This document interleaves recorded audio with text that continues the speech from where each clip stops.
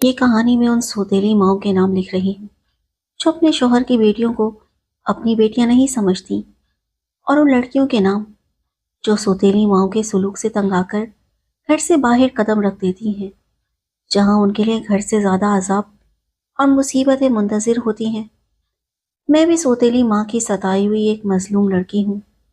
خدا کے لیے اب ہم بن ماں کی بچیوں پر ظلم نہ ڈھاؤ، ورنہ میری طرح لڑکیاں یوں ہی گھروں سے بھاگتی رہیں گی۔ میں صرف 3 برس کی تھی جب میری ماں کا انتقال ہو گیا تھا۔ ان کی وفات کے 1 سال بعد میرے باپ نے دوسری شادی کر لی۔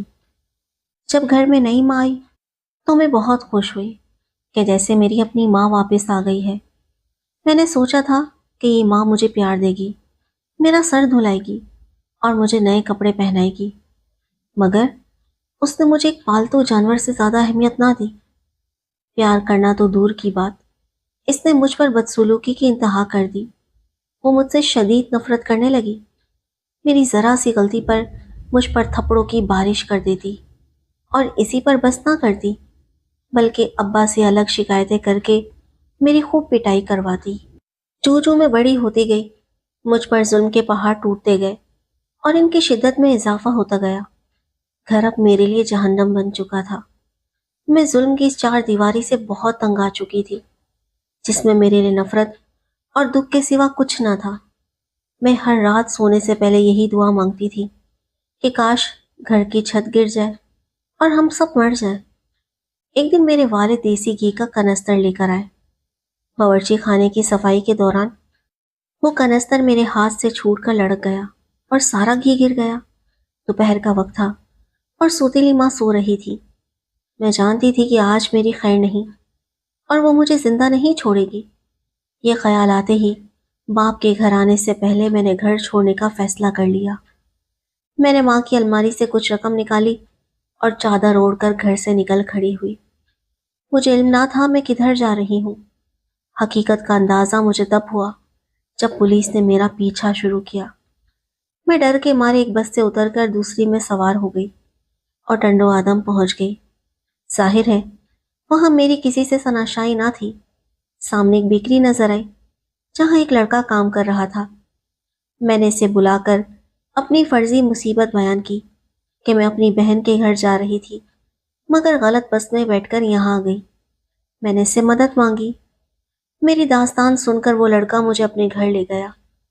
وہاں اس کی بوڑھی بیوہ ماں رہتی تھی جس نے میری خوب آوقت کی۔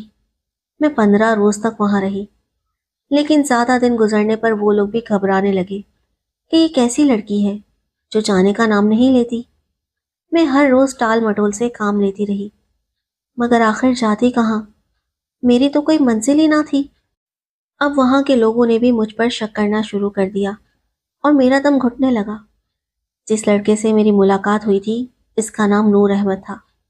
وہ بھی میری وجہ سے پریشان تھا، مگر میں نے اسے یہ نہ بتایا کہ میں گھر سے بھاگ کر آئی ہوں۔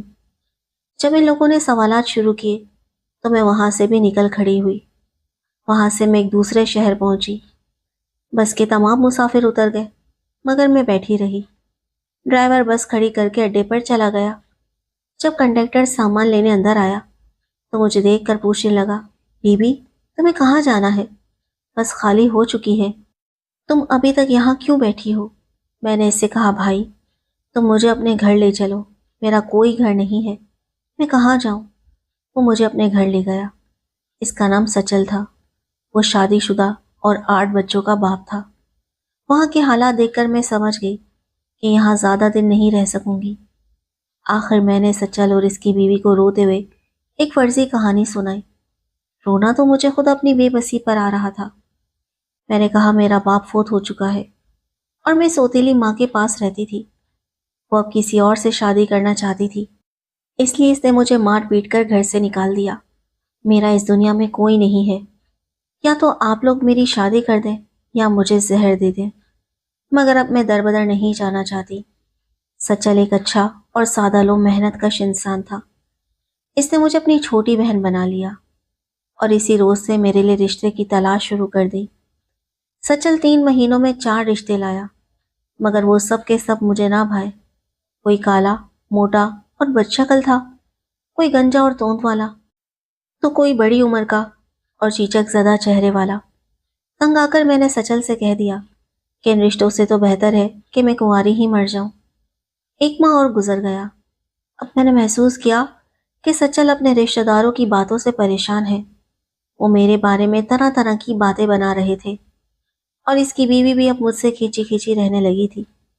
ایسا لگتا تھا جیسے وہ میرا رہنا دوبھر کر دینا چاہتی ہو۔ آخر کار ایک روز میں نے خاموشی سے سچل کا گھر بھی چھوڑ دیا اور نواب شام میں اپنے والد کے رشتہ داروں کے یہاں جا پہنچی۔ لیکن ان لوگوں کو میرے گھر سے بھاگنے کی اطلاع پہلے ہی مل چکی تھی، چنانچہ انہوں نے فوراً میرے گھر والوں کو مطلع کر دیا۔ جب مجھے معلوم ہوا کہ میرے والد مجھے لینے آ رہے ہیں تو خوف کے مارے مجھے بخار ہو گیا اور میں راتوں رات وہاں سے بھی نکل کھڑی ہوئی۔ میں واپس ٹنڈوادم اسی بیکری والے نور احمد کے پاس آئی اور اس التجا کی، خدا کے لیے مجھ سے شادی کر لو۔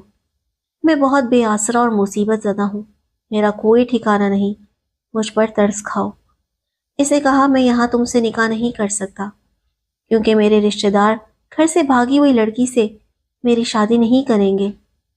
ہم قریبی گاؤں چلتے ہیں، وہاں میرے ایک دوست کے گھر نکاح کا بندوبست ہو جائے گا۔ شام ڈھل رہی تھی جب ہم پیدل ہی گاؤں کی طرف چل پڑے۔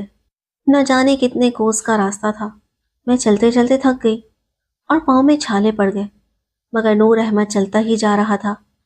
وہ یہی کہتا رہا کہ بس چند قدم اور، مگر گاؤں نظر ہی نہیں آتا تھا۔ آخر کار رات گئے، ہم گاؤں کے قریب پہنچے، مگر ہماری بدقسمتی کہ وہاں ہمیں 3 ڈاکوؤں نے آ گھیرا۔ انہوں نے نور احمد کے سر پر ڈنڈا مارا اور وہ بے ہوش ہو کر گر گیا۔ پھر انہوں نے میری طرف توجہ کی اور مجھ سے میری سب سے قیمتی متاع یعنی میری عزت چھین لی۔ صبح سویرے چند دیہاتیوں کا وہاں سے گزر ہوا تو وہ ہم دونوں کو زخمی اور بے ہوشی کی حالت میں اسپتال لے گئے۔ وہاں پولیس انسپکٹر نے میری ساری داستان سنی، میرا بیان قلم بند کیا اور خود ہی میرا نکاح نور احمد سے کروا دیا۔ اس طرح مجھ بھٹکی ہوئی لڑکی کو اپنی منزل مل گئی۔ آج میں اپنے گھر میں ہوں اور جب 2 وقت کی عزت کی روٹی ملتی ہے تو خدا کا شکر ادا کرتی ہوں۔ میں اکثر سوچتی ہوں کہ اگر سوتیلی ماں مجھ پر رحم کرتی اور میں اس سے خوفزدہ نہ ہوتی تو اپنا گھر کبھی نہ چھوڑتی۔